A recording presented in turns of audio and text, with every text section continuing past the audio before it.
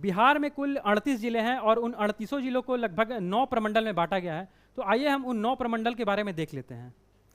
देखिए, पहला प्रमंडल है हमारा तिरहुत। तिरहुत प्रमंडल में लगभग 6 जिले आते हैं, जैसे कि वेस्ट चंपारण, ईस्ट चंपारण, शिवहर, सीतामढ़ी, मुजफ्फरपुर और वैशाली, ठीक है, जिसका हेडक्वार्टर मुजफ्फरपुर है।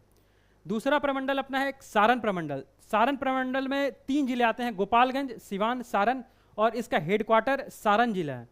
और दूसरा अब हम देखते हैं पटना प्रमंडल। पटना प्रमंडल में लगभग 6 जिले आते हैं, जैसे कि कैमूर है, रोहतास, बक्सर, भोजपुर, पटना, नालंदा, और इसका जो हेडक्वार्टर है वो पटना है, ठीक है।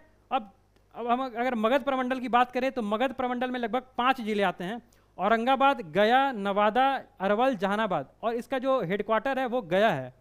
अब हमारा दूसरा जो प्रमंडल है वो मुंगेर प्रमंडल है। मुंगेर प्रमंडल में भी लगभग 5 जिले आते हैं, जैसे खगड़िया, मुंगेर, लखीसराय, जमुई, शेखपुरा, और इसका जो हेडक्वार्टर है वो मुंगेर है।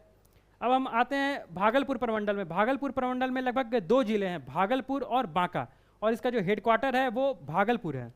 अब हमारा जो एडमिनिस्ट्रेटिव डिवीजन है पूर्णिया, तो पूर्णिया प्रमंडल में लगभग 4 जिले आते हैं, किशनगंज, अररिया, पूर्णिया, कटिहार, और इसका जो हेडक्वार्टर है वो पूर्णिया है।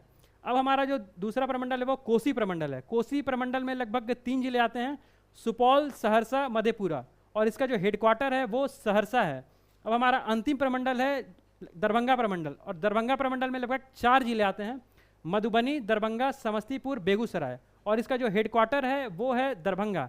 तो ये तो थे हमारे जो 9 प्रमंडल हैं, उनके बारे में हम लोग ने चर्चा किया।